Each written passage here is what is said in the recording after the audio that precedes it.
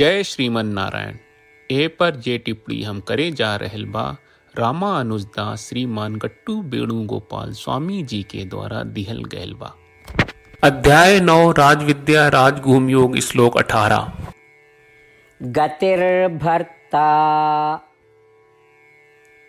प्रभुः साक्षी निवासः शरणं सुहृत् प्रभवः प्रलयः स्थानं निधानं बीजमव्ययम्।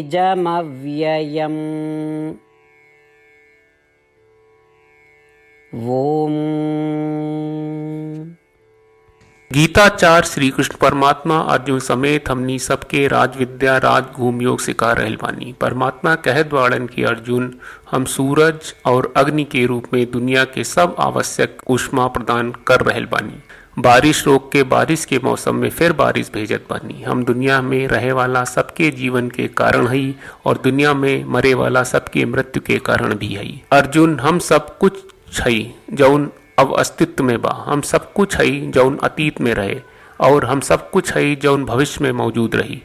हे अर्जुन, ई चेतन और असंवेदनशील प्राणी चाहे कौनो अवस्था में आरूप में होके ऊ सब हमरा देह में मौजूद बाड़े और हम सबके अंतर्यामी आनिवासी है।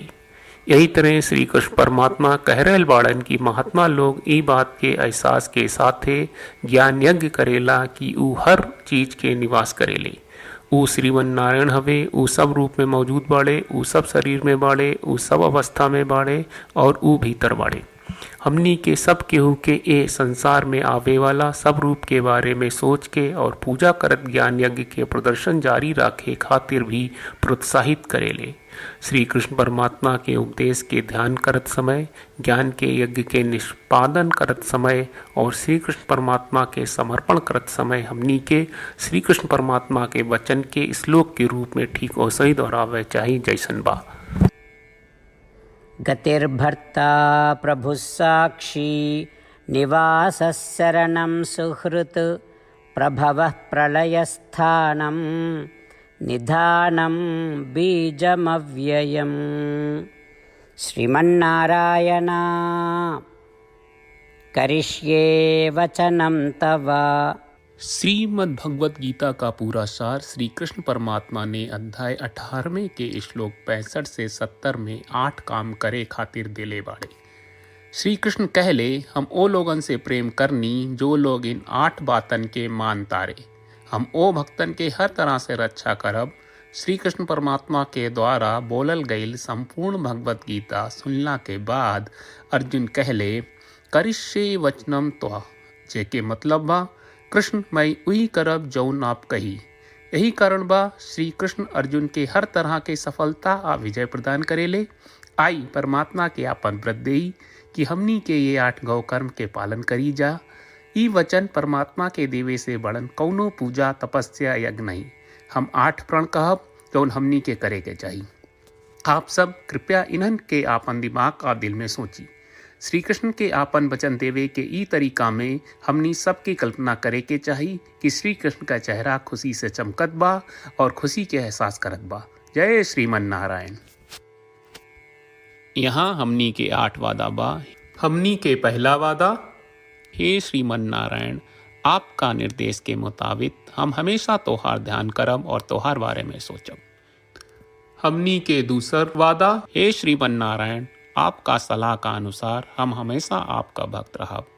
हमनी के तीसर वादा, हे श्रीमन नारायण हम आपन सब काम तोहरा सेवा के रूप में और तोहरा संतुष्टि खातिर करब। हमनी के चौथा वादा, हे श्रीमन नारायण जैस की आप माने के कहले रहलू, हमरा बहुत विश्वास बा कि हम आपके होई और हम हमेशा आपन दोनों हाथ जोड़ के आपके नमस्कार करब और आपकी पूजा करब। हमनी के पांचवा वादा, हे श्रीमन नारायण हमरा के तोरा बात माम एकम शरणम ब्रज 1866 याद कहले, जहाँ आप हमरा के आपन का अर्पित करे का कहा। श्रीमन नारायण मैं हमेशा तोहरे शरण में रहब। हमनी के छठवां वादा, हे श्रीमन नारायण, हमरा के तोहरा बात माँ सुचहा 1866 याद कहले कि आप हमनी के शोक ना करे का आश्वासन दे रहे बड़े, हम अब और शोक ना करब। हमनी के सातवां वादा, हे श्रीमन नारायण, आपने हमरा खातिर श्रीमद् भगवत गीता के वितरण करके हम सबके कृपा कहले और आशीर्वाद दहले बा। हम वादा करत बानी कि रोजाना कम से कम एक श्लोक पढ़ब या सुनब। हमनी के 8वां वादा, हे श्रीमन नारायण, आप गीता के पूरा मानवता तक ले गयलू। हम गीता में आपके दिव्य वचन के उन भक्तन तक पहुँचावे के प्रयास करब जे गीता से अपरिचित बा। हे श्रीमन नारायण, हम उई करब जौन तू करे का कहब। हम ऐसन व्यवहार करब जैसन आप चाहत बानी और हम खाली आपका खातिर काम करब। श्रीमन नारायण के रोज आपन वचन देहल कि हम ओइस करब जैस आप कहत बानी, ई अपने आप में बड़न पूजा बा। श्रीमन नारायण, करशे वचनम त्वा। श्रीमन नारायण, हम तोरे निर्देश के मुताबिक काम करब। सर्वम श्री कृष्ण अर्पणम अस्तु। जय श्रीमन नारायण। गतिर्भर्ता प्रभुः साक्षी निवासः शरणं सुहृत् प्रभवः प्रलयः स्थानं निधानं बीजमव्ययम्। ॐ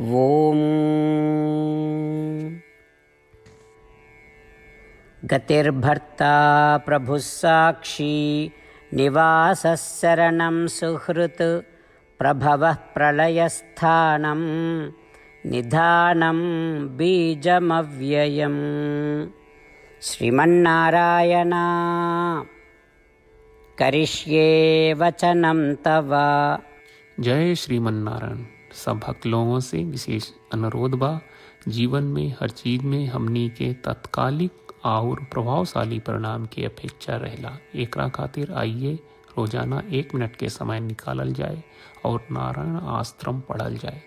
नारायण आश्रम प्राप्त करे खातिर नारायण आश्रम वेबसाइट पर जाई, जो www.narayanashram.org है, और पंजीकरण में आपन नाम और ईमेल दर्ज करी।